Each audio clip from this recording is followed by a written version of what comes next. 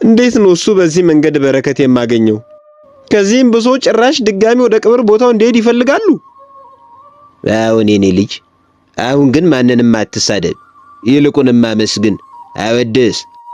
ለቀብር የሚመጣውን አስከሬን ይህ ሰው እንዴት ያለ መልካም ሰው ነበር ብለህ አመስግን።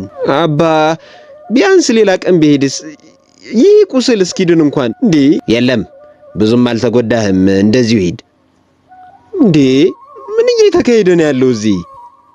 ለምን መነኩሴ መሆን ፈለግ? ለምን? ያው ድህነትን ለማግኘትና ለዓለም ሁሉ ለመጸለይ ነው። መልካም። እንግዲያውስ እውነተኛ መናኝ መሆን ከፈለግ ሁልጊዜም ቢሆን መታዘዝ ከጾምና ከጸሎት በፊት እንደሚቀድም አስታውስ፣ አትርሳ። አባቴ ይባርኩኝ።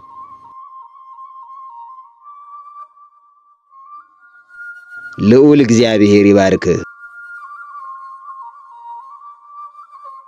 በስመ አብ ወወልድ ወመንፈስ ቅዱስ አሐዱ አምላክ አሜን።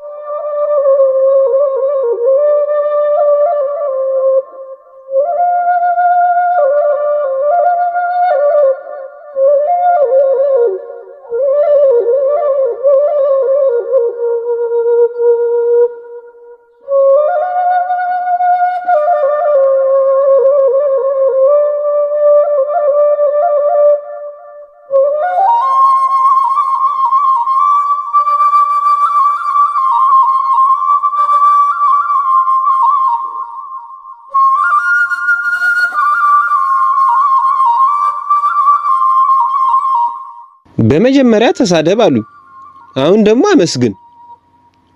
ቢገሉኝ ኖሮስ? ቆይ ግን ለምንድን ነው መመንኮስ የፈለኩት?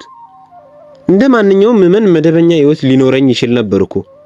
በቀላሉ ጸሎቴን አድርሼ ቤተክርስቲያን ሄጄ መመለስ ይችል ነበር። ምን ዋጋ አለው?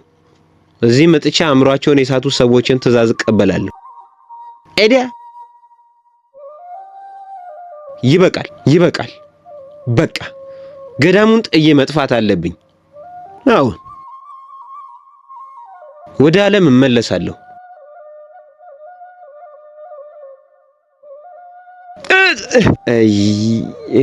እውነተኛ መናኝ መሆን ከፈለግ ሁልጊዜም ቢሆን መታዘዝ ከጾምና ከጸሎት በፊት እንደሚቀድም አስታውስ። አቤቱ ይቅር በለኝ። ዓለም ለኔ ምን ይበጀኛል? አሁን የዓለም ኑሮ ከቶ አይጠቅመኝም። ኃጢአት በየቦታው የሞላበት ቦታ ነው። አቤቱ ይቅር በለኝ። አቤቱ ጌታ ሆይ ማረኝ። ይቅር በለኝ ጌታዬ ሆይ። አቤቱ ክርስቶስ ሆይ ማረኝ። ስለ እናትህ ስለ ድንግል ማርያም ብለህ ይቅር በለኝ።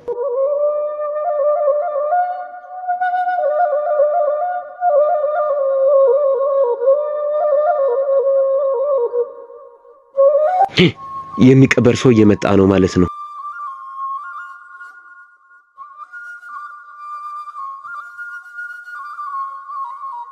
ጌታዬ ብርታቱን ስጠኝ። ልዑል እግዚአብሔር የዚህን አገልጋዩን ነፍስ በሰላም ያሳርፍ። እንዴት ያለ ግሩም ሰው ነበር! በሕይወት ሳለ አይጠጣ፣ አያጨስ፣ አንድ ነገር እንኳን ሰርቆ አያውቅ። ነፍሱ በሰላም ትረፍ።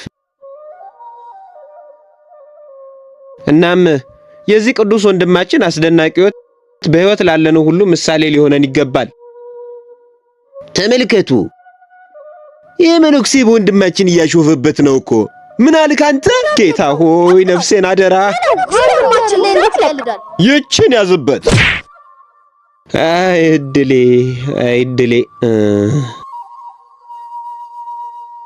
እድሌ። አመሰገንከው? አዎ አባቴ አመሰገንኩት። ታዲያ ሟቹ ምን መለሰልህ? ምን አለ? አመሰግናለሁ አለ? አይ ምንም አላለም አባ።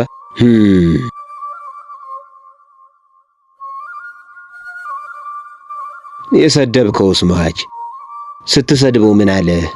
ምናልባትም በጣም ተናደደብህ ወይንስ እሱም መልሶ ሰደበ? አረ እንደውም አባቴ ምንም አላለህም። አዎ አስከሬኑ ዝም ነው ያለው። መልካም ይገርማል አይደል? መናኝም ልክ እንደዚሁ ነው። ቢወደስም ቢሰደብም መነኩሴ ልክ እንደ ሞተ ሰው ዝም ማለት ነው ያለበት። የትኛውም ምስጋና፣ የትኛውም ነቀፌታ እናም የትኛውም ስድብ ነፍሱን ሊረብሽ አይገባም። ይህ ትክክለኛ የምናኔ ውበት ነው። ይህ ነው ትክክለኛ መንገድ ልጄ። መዳን ከፈለክ ሲሰድቡ አትናደድ፣ ሲያሞግሱም ከቶ አትመካ። እንደ ሞተ ሰው ዝም ካልክ ትድናለህ። መልካም ቀን ይሆንልህ የኔ ልጅ። ከደጅ